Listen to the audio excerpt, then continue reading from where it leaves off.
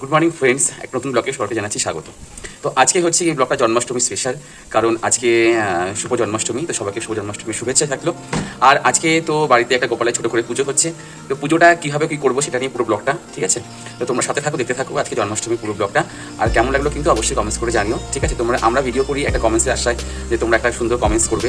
তো যদি তোমাদের পক্ষে পসিবল হয় তাহলে অবশ্যই একটা কমেন্টস করে কিন্তু জানিও ব্লগটা কেমন লাগলো। চলো টাটা, দেখতে থাকো। তো ফ্রেন্ডস, এটা হচ্ছে কি জন্মাষ্টমী স্পেশাল ডেকোরেশন, যেটা কিনা গতকাল প্রায় মধ্যরাত জেগে আমি আর সঙ্গীতা মিলে বানিয়েছি। এবার ভাবছিলাম কিছু একটা স্পেশাল ডেকোরেশন করি, তো সেই জন্য এটা করা। আর পরের দিন সকালবেলা ঘুম থেকে উঠেই সঙ্গীতা স্নান ধান করে বসে গেছে পুজো জোগাড় করতে। এই যে মালপোয়া ভাজা হচ্ছে, গোপালের ভোগ রেডি করা হচ্ছে। আর তার সাথে সাথেই এই যে দেখছো সারা উপকরণ। আর এরপরে মাও সকাল সকাল স্নান করে পুজোর কাজে লেগে গেছে। মা এই যে নারকেলটা কুড়িয়ে দিচ্ছিল, কারণ ওদিকে সঙ্গীতা যেহেতু রান্নার কাজগুলো দেখছিল, তাই মা একটু হেল্প করে দিচ্ছিল। আর এবার আমাদের গোপাল সোনা পড়েছে ফুলের সাজ। হঠাৎ করে এই প্ল্যানটা আমরা করেছি, কারণ গতকাল যখন আমরা সন্ধ্যাবেলা মার্কেটে গেছিলাম, তো তখন ভাবলাম ফুলের সাজি এবার সাজাই। আর এই যে দেখো জামাগুলো, এখানে রাধা মাধবের জামা আছে আর গোপালের জামা আছে। আর এগুলো এই যে অর্নামেন্টসগুলো দেখছো, এই যে হারগুলো এবং হাতের যে চুড়িগুলো, এগুলো আমরা 1-1.5 মাস আগে মায়াপুর ইস্কনে গেছিলাম, সেখান থেকে আমরা কিনে নিয়ে এসেছিলাম। তো সেগুলি দেখিয়ে দিলাম। এবারে স্নানের পালা। এই যে আমাদের ছোট্ট গোপাল সোনাকে আমি স্নান করিয়ে নিচ্ছিলাম, কারণ যেহেতু সঙ্গীতা ওই ভোগের দায়িত্বে ছিল, তা আমি ভাবলাম যে এখানে কাজটা আমি এগিয়ে রাখি, তাই স্নান করে নিয়ে দিয়ে দিলাম। আর এই যে আমাদের গোপালের ফাইনাল লুকস, তোমরা দেখো কত মিষ্টি দেখতে লাগছে গোপালকে। গোপাল আজকে ফুলের সাজে সেজেছে তার জন্মদিনে। মাথায় টোপরটা ফুলের আর মালাও ফুলের। এই যে আমাদের রাধা মাধবজিরও সাজটা দেখো, তোমাদের কেমন লাগছে তোমরা কিন্তু অবশ্যই কমেন্টস করে জানিও।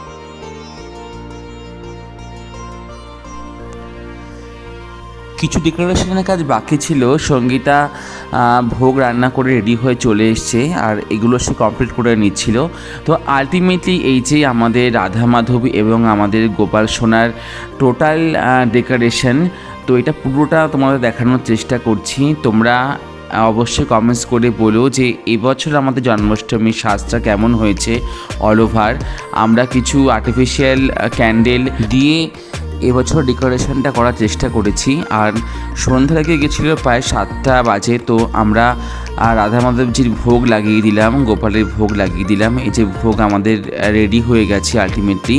আর জন্মাষ্টমীতে যেগুলো ছোট গোপাল সোনা খেতে পছন্দ করে সেগুলোই রাখার চেষ্টা করেছি। আর যেগুলো সচরাচর আমাদের আমরা সবাই পুজোতে দিয়ে থাকি, সেগুলোই ভোগের মধ্যে ছিল এবং সেগুলি আমরা রাখার চেষ্টা করেছি। তো রাধা মাধবজির ভোগ প্রায় বেশিরভাগটাই সঙ্গীতা নিজের হাতে রেডি করেছে, আমি এই পুজোর দিকটায় ছিলাম। তো সম্পূর্ণ ভোগ সাজিয়ে আমরা আমাদের এই বছরের জন্মাষ্টমীর পুজো শুরু করলাম।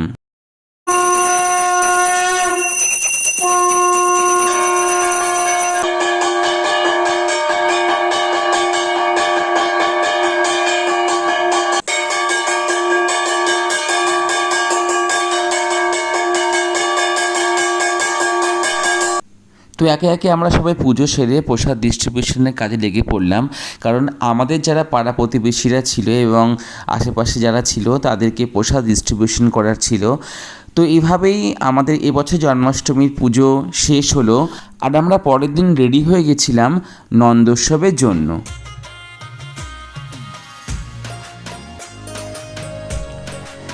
এই যে আমাদের নন্দোৎসব স্পেশাল। আর নন্দোৎসবের দিনকে রাধা মাধব এবং গোপাল সোনাকে সকাল সকাল স্নান করিয়ে নেওয়া হয়েছিল, আর নতুন পোশাকও পরিয়ে নেওয়া হয়েছিল। আর এই যে দেখো গোপাল সোনার নন্দোৎসবের লুক। আজকে আর ফুলের সাজে নেই, আজকে গোপাল সোনা পাগড়ি পরেছে। আর রাধা মাধবজি রেড আর পিঙ্ক কালারের ড্রেস আমরা এবছর সিলেক্ট করেছিলাম। কম্বিনেশনটা সত্যি খুব সুন্দর লাগে। আর এই যে অরেঞ্জ কালারের পাগড়ি পরেছে গোপাল সোনা। তো আমাদের রাধা মাধবজিকে রেডি করানো হয়ে গেছিলো, আর আমাদের ভোগও মোটামুটি রেডি ছিল।